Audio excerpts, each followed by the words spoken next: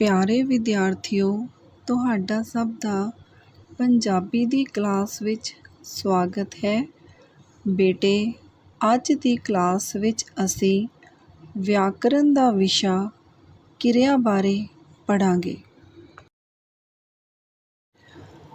ਬੇਟੇ, ਸਭ ਤੋਂ ਪਹਿਲਾਂ ਅਸੀਂ ਕਰਾਂਗੇ ਕਿਰਿਆ ਦੀ ਪਰਿਭਾਸ਼ਾ।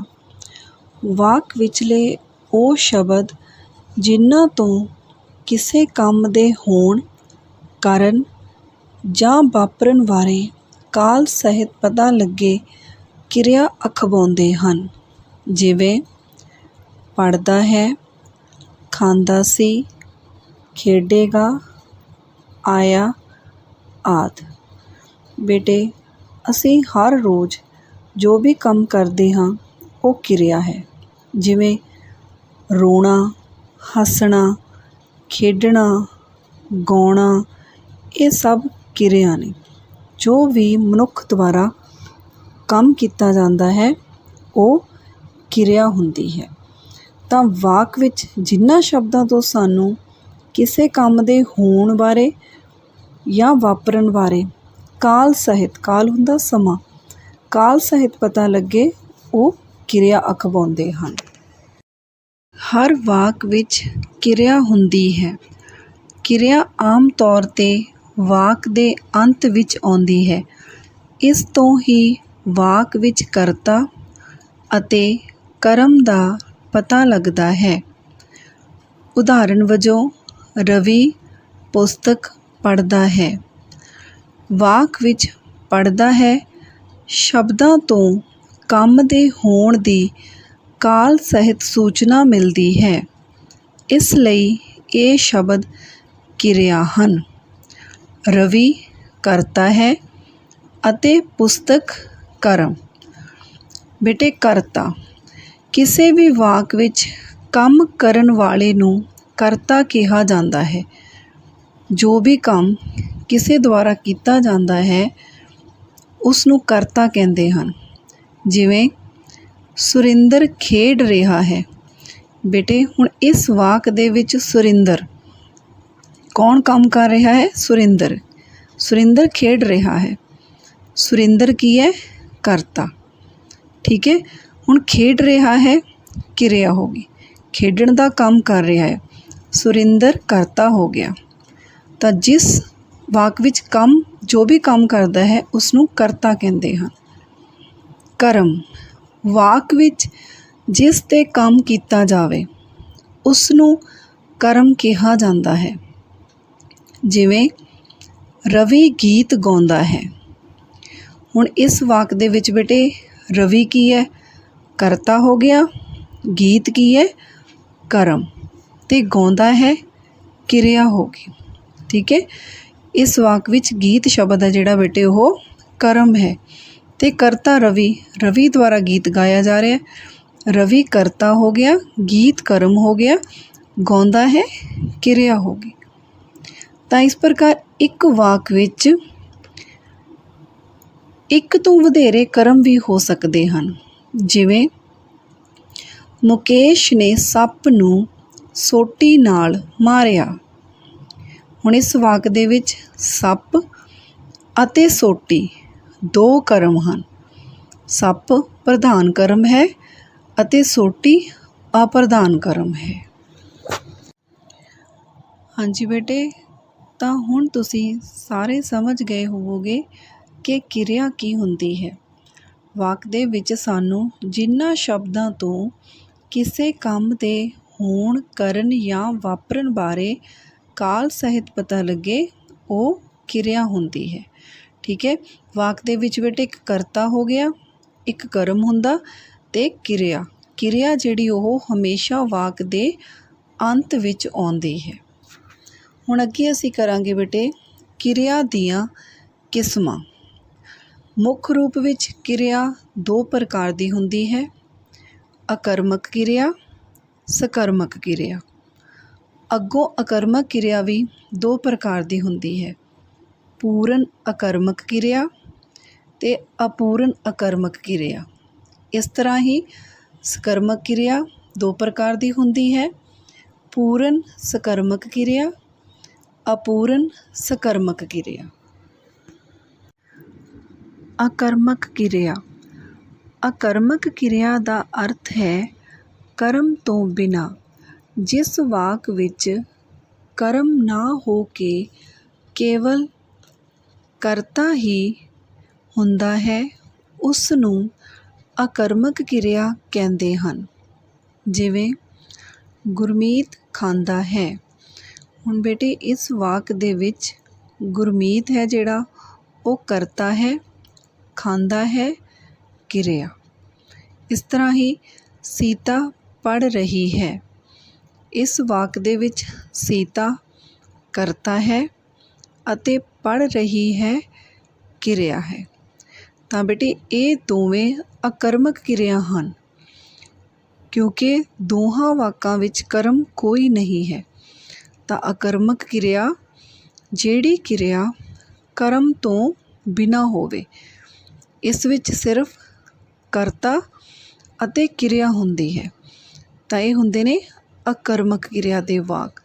ਅਕਰਮਕ ਕਿਰਿਆ, ਠੀਕ ਹੈ ਬੇਟੇ, ਯਾਦ ਰੱਖਣਾ ਅਕਰਮਕ ਕਿਰਿਆ ਦਾ ਅਰਥ ਹੈ ਕਰਮ ਤੋਂ ਬਿਨਾਂ। ਹੁਣ ਅਸੀਂ ਬੇਟੇ ਪੜ੍ਹਿਆ ਸੀ ਕਿ ਅਕਰਮਕ ਕਿਰਿਆ ਦੋ ਪ੍ਰਕਾਰ ਦੀ ਹੁੰਦੀ ਹੈ, ਇੱਕ ਪੂਰਨ ਅਕਰਮਕ ਕਿਰਿਆ, ਦੂਸਰੀ ਅਪੂਰਨ ਅਕਰਮਕ ਕਿਰਿਆ।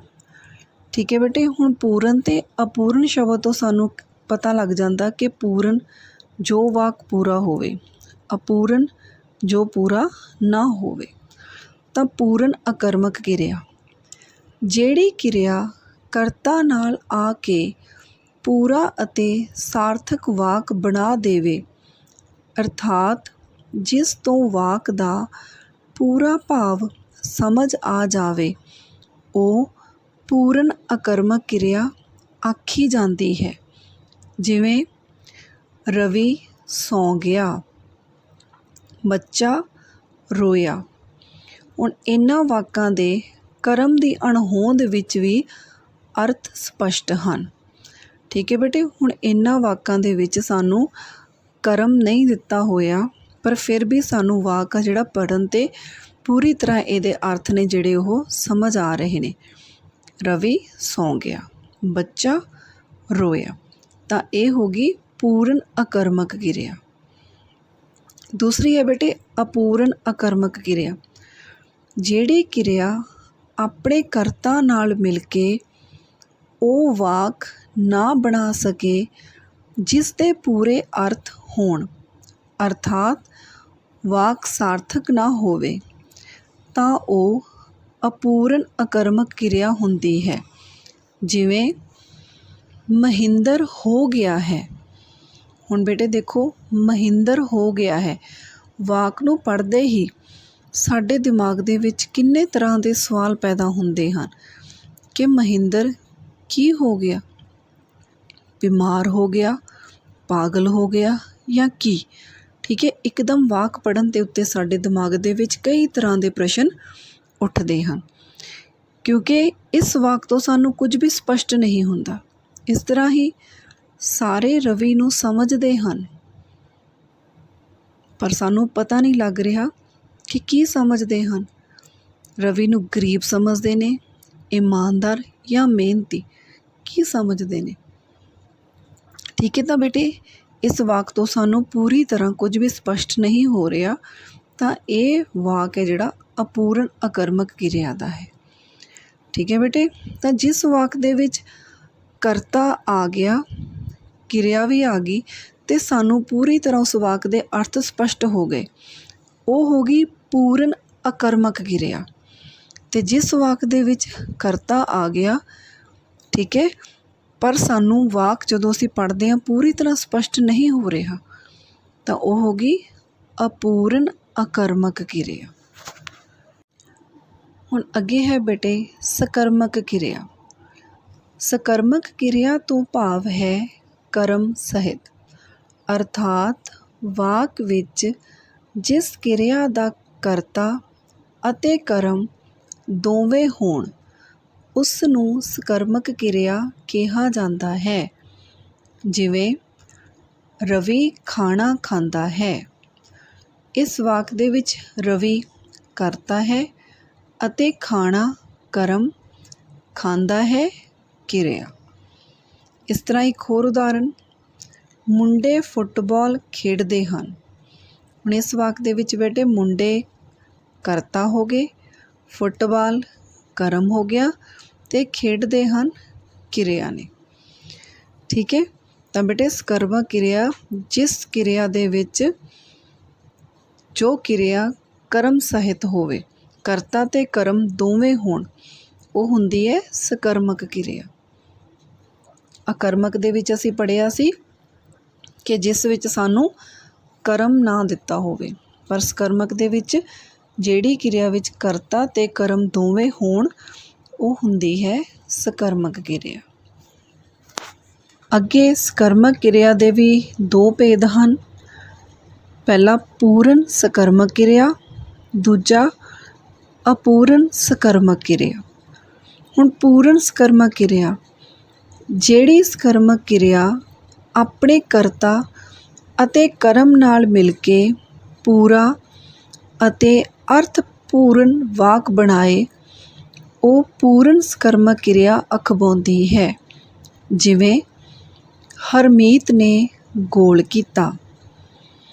ਅਪੂਰਨ ਸਕਰਮਕ ਕਿਰਿਆ, ਜਿਹੜੀ ਸਕਰਮਕ ਕਿਰਿਆ ਆਪਣੇ ਕਰਤਾ ਅਤੇ ਕਰਮ ਨਾਲ ਮਿਲ ਕੇ ਪੂਰਾ ਅਤੇ ਅਰਥਪੂਰਨ ਵਾਕ ਨਾ ਬਣਾ ਸਕੇ, ਉਸ ਨੂੰ ਅਪੂਰਨ ਸਕਰਮਕ ਕਿਰਿਆ ਕਿਹਾ ਜਾਂਦਾ ਹੈ। ਜਿਵੇਂ ਗੁਰੂ ਨੇ ਆਪਣੇ ਸ਼ਿਸ਼ ਨੂੰ ਬਣਾ ਦਿੱਤਾ। ਹੁਣ ਬੇਟੇ ਇਸ ਵਾਕ ਦੇ ਵਿੱਚ ਕਰਤਾ ਕੌਣ ਹੈ? ਗੁਰੂ। ਕਰਮ ਕੌਣ ਹੈ? ਸ਼ਿਸ਼। ਠੀਕ ਹੈ, ਕਿਰਿਆ ਕੀ ਹੈ? ਬਣਾ ਦਿੱਤਾ। ਪਰ ਫਿਰ ਵੀ ਸਾਨੂੰ ਇਹ ਵਾਕ ਆ ਜਿਹੜਾ ਉਹ ਅਧੂਰਾ ਲੱਗ ਰਿਹਾ ਵਾ, ਪੂਰਾ ਨਹੀਂ ਹੈ। ਸਾਨੂੰ ਜਦੋਂ ਅਸੀਂ ਇਹਨੂੰ ਪੜ੍ਹਦੇ ਹਾਂ, ਸਾਨੂੰ ਇਹਦੇ ਅਰਥ ਸਪਸ਼ਟ ਨਹੀਂ ਹੋ ਰਹੇ। ਫਿਰ ਇੱਕਦਮ ਇਸ ਤਰ੍ਹਾਂ ਦਾ ਵਾਕ ਪੜ੍ਹਨ ਦੇ ਨਾਲ ਸਾਡੇ ਦਿਮਾਗ ਦੇ ਵਿੱਚ ਪ੍ਰਸ਼ਨ ਉੱਠਦੇ ਨੇ ਕਿ ਗੁਰੂ ਨੇ ਆਪਣੇ ਸ਼ਿਸ਼ ਨੂੰ ਬਣਾ ਦਿੱਤਾ। ਕੀ ਬਣਾ ਦਿੱਤਾ? ਠੀਕ ਹੈ, ਤਾਂ ਇਹ ਹੋ ਗਿਆ ਬੇਟੇ ਅਪੂਰਨ ਸਕਰਮਕ ਕਿਰਿਆ। ਹੁਣ ਬੇਟੇ ਤੁਸੀਂ ਯਾਦ ਰੱਖਣਾ ਕਿ ਪੂਰਨ ਸਕਰਮਕ ਕਿਰਿਆ ਜਿਹਦੇ ਵਿੱਚ ਕਰਤਾ ਵੀ ਹੋਊਗਾ, ਕਰਮ ਵੀ ਆ ਗਿਆ ਅਤੇ ਕਿਰਿਆ ਵੀ ਆ ਗਈ, ਅਤੇ ਜਦੋਂ ਅਸੀਂ ਉਸ ਵਾਕ ਨੂੰ ਪੜ੍ਹਾਂਗੇ ਤਾਂ ਸਾਨੂੰ ਉਹਦੇ ਅਰਥ ਨੇ ਜਿਹੜੇ ਉਹ ਸਪਸ਼ਟ ਹੋ ਜਾਣਗੇ। ਤਾਂ ਉਹ ਹੋਊਗੀ ਪੂਰਨ ਸਕਰਮਕ ਕਿਰਿਆ। ਅਤੇ ਜਿਸ ਵਾਕ ਦੇ ਵਿੱਚ ਸਾਨੂੰ ਕਰਤਾ ਵੀ ਦਿੱਤਾ, ਕਰਮ ਵੀ ਦਿੱਤਾ ਹੋਇਆ, ਕਿਰਿਆ ਵੀ ਦਿੱਤੀ ਹੋਈ ਹੈ, ਪਰ ਜਦੋਂ ਅਸੀਂ ਉਸ ਵਾਕ ਨੂੰ ਪੜ੍ਹਦੇ ਹਾਂ ਤਾਂ ਸਾਨੂੰ ਉਹਦੇ ਅਰਥ ਨਹੀਂ ਸਪਸ਼ਟ ਹੁੰਦੇ, ਤਾਂ ਉਹ ਹੋ ਗਈ ਬੇਟੇ ਅਪੂਰਨ ਸਕਰਮਕ ਕਿਰਿਆ। ਠੀਕ ਹੈ ਬੇਟੇ, ਹੁਣ ਤੁਸੀਂ ਯਾਦ ਰੱਖਣਾ ਕਿਰਿਆ ਦੋ ਪ੍ਰਕਾਰ ਦੀ ਹੈ। ਪਹਿਲੀ ਅਕਰਮਕ ਕਿਰਿਆ, ਦੂਜੀ ਸਕਰਮਕ ਕਿਰਿਆ। ਅਕਰਮਕ ਕਿਰਿਆ ਹੋ ਗਈ ਜਿਹੜੀ ਕਰਮ ਤੋਂ ਬਿਨਾਂ ਹੋਵੇ, ਸਕਰਮਕ ਜਿਹੜੀ ਕਰਮ ਸਹਿਤ ਹੋਵੇ। ਠੀਕ ਹੈ, ਜਿਸ ਵਾਕ ਵਿੱਚ ਸਾਨੂੰ ਸਿਰਫ ਕਰਤਾ ਅਤੇ ਕਿਰਿਆ ਦਿੱਤੀ ਹੋਊਗੀ ਉਹ ਅਕਰਮਕ ਕਿਰਿਆ ਹੋਵੇਗੀ, ਅਤੇ ਜਿਸ ਵਾਕ ਦੇ ਵਿੱਚ ਸਾਨੂੰ ਕਰਤਾ, ਕਰਮ ਅਤੇ ਕਿਰਿਆ ਤਿੰਨੋਂ ਚੀਜ਼ਾਂ ਦਿੱਤੀਆਂ ਹੋਣਗੀਆਂ ਬੇਟੇ, ਉਹ ਹੋਊਗੀ ਸਕਰਮਕ ਕਿਰਿਆ। ਠੀਕ ਹੈ, ਅਕਰਮਕ ਕਿਰਿਆ ਜਿਹੜੀ ਅੱਗੇ ਦੋ ਪ੍ਰਕਾਰ ਦੀ ਹੁੰਦੀ ਹੈ, ਪੂਰਨ ਅਕਰਮਕ ਕਿਰਿਆ ਅਤੇ ਅਪੂਰਨ ਅਕਰਮਕ ਕਿਰਿਆ। ਠੀਕ ਹੈ, ਪੂਰਨ ਦੇ ਵਿੱਚ ਸਾਨੂੰ ਵਾਕ ਆ ਜਿਹੜਾ ਜਦੋਂ ਅਸੀਂ ਪੜ੍ਹਾਂਗੇ ਕਰਤਾ ਹੋਊਗਾ, ਕਿਰਿਆ ਹੋਊਗੀ, ਵਾਕ ਨੂੰ ਪੜ੍ਹਦੇ ਹੀ ਸਾਨੂੰ ਉਹਦੇ ਅਰਥ ਸਪਸ਼ਟ ਹੋ ਜਾਣਗੇ, ਉਹ ਹੋਏਗੀ ਪੂਰਨ ਅਕਰਮਕ ਕਿਰਿਆ। ਅਤੇ ਦੂਸਰਾ ਅਪੂਰਨ ਅਕਰਮਕ ਕਿਰਿਆ ਜਿਹਦੇ ਵਿੱਚ ਸਾਨੂੰ ਬੇਟੇ ਕਰਤਾ ਦਿੱਤਾ ਹੋਊਗਾ, ਕਿਰਿਆ ਹੋਊਗੀ, ਪਰ ਵਾਕ ਨੂੰ ਪੜ੍ਹਦੇ ਹੀ ਸਾਨੂੰ ਉਹਦੇ ਅਰਥ ਨੇ ਜਿਹੜੇ ਉਹ ਸਪਸ਼ਟ ਨਹੀਂ ਹੋਣਗੇ। ਠੀਕ ਹੈ, ਤਾਂ ਉਹ ਫਿਰ ਹੋਏਗੀ ਅਪੂਰਨ ਅਕਰਮਕ ਕਿਰਿਆ। ਇਸੇ ਤਰ੍ਹਾਂ ਸਕਰਮਕ ਕਿਰਿਆ ਜਿਹਦੇ ਵਿੱਚ ਤੁਹਾਨੂੰ ਕਰਤਾ ਵੀ ਦਿੱਤਾ ਹੋਵੇਗਾ, ਕਰਮ ਵੀ ਹੋਏਗਾ ਅਤੇ ਕਿਰਿਆ, ਉਹ ਸਕਰਮਕ ਕਿਰਿਆ। ਸਕਰਮਕ ਕਿਰਿਆ ਅੱਗੇ ਦੋ ਪ੍ਰਕਾਰ ਦੀ ਹੁੰਦੀ ਹੈ, ਪੂਰਨ ਸਕਰਮਕ ਕਿਰਿਆ ਅਤੇ ਅਪੂਰਨ ਸਕਰਮਕ ਕਿਰਿਆ। ਜਿਸ ਵਾਕ ਦੇ ਵਿੱਚ ਸਾਨੂੰ ਕਰਤਾ, ਕਰਮ ਅਤੇ ਕਿਰਿਆ ਤਿੰਨੋਂ ਚੀਜ਼ਾਂ ਦਿੱਤੀਆਂ ਹੋਣਗੀਆਂ ਅਤੇ ਵਾਕ ਪੜ੍ਹਦੇ ਹੀ ਸਾਨੂੰ ਉਹਦੇ ਅਰਥ ਸਪਸ਼ਟ ਹੋ ਜਾਣਗੇ, ਉਹ ਹੋਵੇਗੀ ਪੂਰਨ ਸਕਰਮਕ ਕਿਰਿਆ। ਅਤੇ ਅਪੂਰਨ ਸਕਰਮਕ ਕਿਰਿਆ ਵਿੱਚ ਬੇਟੇ ਸਾਨੂੰ ਕਰਤਾ ਵੀ ਦਿੱਤਾ ਹੋਵੇਗਾ, ਕਰਮ ਵੀ ਦਿੱਤਾ ਹੋਇਆ ਅਤੇ ਕਿਰਿਆ ਵੀ ਦਿੱਤੀ ਹੋਵੇਗੀ। ਪਰ ਜਦੋਂ ਅਸੀਂ ਵਾਕ ਨੂੰ ਪੜ੍ਹਾਂਗੇ ਤਾਂ ਸਾਨੂੰ ਉਹਦੇ ਅਰਥ ਸਪਸ਼ਟ ਨਹੀਂ ਹੁੰਦੇ, ਉਹ ਵਾਕ ਸਾਨੂੰ ਅਧੂਰਾ ਲੱਗਦਾ ਹੈ ਅਤੇ ਉਹ ਹੋਵੇਗੀ ਅਪੂਰਨ ਸਕਰਮਕ ਕਿਰਿਆ। ਹੁਣ ਤੁਸੀਂ ਬੇਟੇ ਇਸ ਚੀਜ਼ ਨੂੰ ਯਾਦ ਰੱਖਣਾ ਵਾ ਕਿ ਜਿਸ ਵਾਕ ਦੇ ਵਿੱਚ ਕਰਤਾ ਅਤੇ ਕਿਰਿਆ ਦਿੱਤੀ ਹੋਵੇਗੀ ਉਹ ਅਕਰਮਕ ਕਿਰਿਆ ਹੋਵੇਗੀ, ਅਤੇ ਜਿਸ ਵਾਕ ਦੇ ਵਿੱਚ ਸਾਨੂੰ ਕਰਤਾ, ਕਰਮ ਅਤੇ ਕਿਰਿਆ ਤਿੰਨੋਂ ਹੀ ਚੀਜ਼ਾਂ ਹੋਣਗੀਆਂ ਉਹ ਸਕਰਮਕ ਕਿਰਿਆ ਹੋਵੇਗੀ। ਬੇਟੇ ਮੁੱਖ ਤੌਰ 'ਤੇ ਤਾਂ ਕਿਰਿਆ ਜਿਹੜੀ ਉਹ ਦੋ ਪ੍ਰਕਾਰ ਦੀ ਹੁੰਦੀ ਹੈ, ਜੋ ਅਸੀਂ ਪਹਿਲਾਂ ਪੜ੍ਹ ਚੁੱਕੇ ਹਾਂ, ਅਕਰਮਕ ਅਤੇ ਸਕਰਮਕ ਕਿਰਿਆ। ਪਰੰਤੂ ਇਸ ਤੋਂ ਬਿਨਾਂ ਵੀ ਕਿਰਿਆ ਦੇ ਕੁਝ ਹੋਰ ਰੂਪ ਹਨ, ਜਿਵੇਂ ਸੰਸਰਗੀ ਕਿਰਿਆ, ਸਹਾਇਕ ਕਿਰਿਆ ਅਤੇ ਮੁੱਖ ਕਿਰਿਆ। ਸੰਸਰਗੀ ਕਿਰਿਆ ਬੇਟੇ ਜਿਨ੍ਹਾਂ ਵਾਕਾਂ ਵਿੱਚ ਹੈ ਜਾਂ ਸੀ ਇਕੱਲਾ ਸ਼ਬਦ ਹੀ ਕਿਰਿਆ ਹੋਵੇ ਉਸ ਨੂੰ ਸੰਸਰਗੀ ਕਿਰਿਆ ਕਿਹਾ ਜਾਂਦਾ ਹੈ। ਜਿਵੇਂ ਤਨਵੀਰ ਆਲਸੀ ਹੈ, ਮੋਹਨ ਲਾਇਕ ਸੀ। ਹੁਣ ਇਹਨਾਂ ਵਾਕਾਂ ਦੇ ਵਿੱਚ ਹੈ ਅਤੇ ਸੀ ਸੰਸਰਗੀ ਕਿਰਿਆਵਾਂ ਹਨ। ਸਹਾਇਕ ਕਿਰਿਆ ਜਦੋਂ ਹੈ, ਸੀ ਅਤੇ ਇਹਨਾਂ ਦੇ ਹੋਰ ਰੂਪ ਜਿਵੇਂ ਚਾਹੀਦਾ, ਸਕਦਾ ਜਾਂ ਅਕਰਮਕ ਜਾਂ ਸਕਰਮਕ ਕਿਰਿਆ ਦਾ ਕੰਮ ਕਰਨ ਤਾਂ ਉਹਨਾਂ ਨੂੰ ਸਹਾਇਕ ਕਿਰਿਆ ਕਿਹਾ ਜਾਂਦਾ ਹੈ। ਜਿਵੇਂ ਮੈਂ ਤਰ ਸਕਦਾ ਹਾਂ, ਤੁਹਾਨੂੰ ਪੜ੍ਹਨਾ ਚਾਹੀਦਾ ਹੈ। ਹੁਣ ਬੇਟੇ ਇਹਨਾਂ ਵਾਕਾਂ ਦੇ ਵਿੱਚ ਸਕਦਾ ਹਾਂ ਅਤੇ ਚਾਹੀਦਾ ਹੈ ਸਹਾਇਕ ਕਿਰਿਆਵਾਂ ਹਨ। ਤੀਸਰੀ ਹੈ ਬੇਟੇ ਮੁੱਖ ਕਿਰਿਆ। ਮੁੱਖ ਕਿਰਿਆ ਸਹਾਇਕ ਕਿਰਿਆ ਤੋਂ ਬਿਨਾਂ ਵੀ ਹੋ ਸਕਦੀ ਹੈ ਅਤੇ ਸਹਾਇਕ ਕਿਰਿਆ ਦੇ ਨਾਲ ਵੀ, ਜਿਵੇਂ ਦੁਕਾਨਦਾਰ ਸਭ ਸਮਾਨ ਰੱਖਦਾ ਹੈ।